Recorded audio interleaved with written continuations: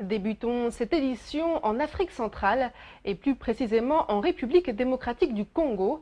Après les tirs d'obus tombés sur la ville de Goma ces derniers jours, la mission de l'Union africaine dans le pays, la MONUSCO, s'est engagée dans une opération aux côtés de l'armée contre le mouvement du 23 mars, le M23. L'opération s'est déroulée ce mercredi contre des bases de la rébellion près de la ville de Goma, dans l'est du pays. Un casque bleu a été tué et 3 autres personnes ont été blessées. Les rebelles du M23 ont confirmé cette attaque, déclarant dans un communiqué avoir été la cible de tirs et de frappes aériennes dans les localités de Kanywa, Rouchnia et Moutao.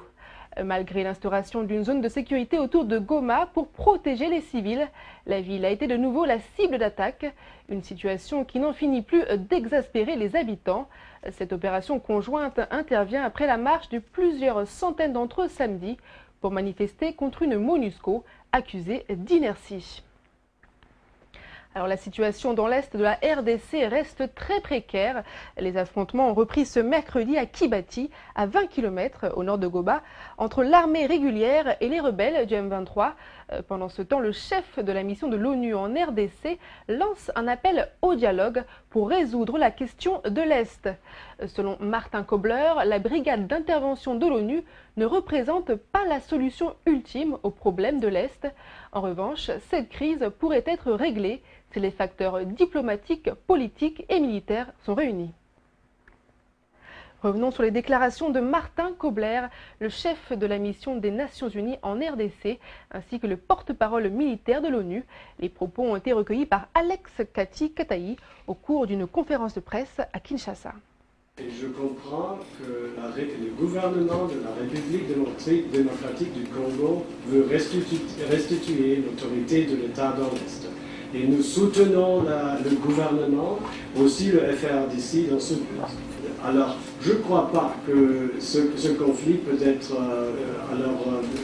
qu'on a une solution militaire. Il faut un effort conjoint.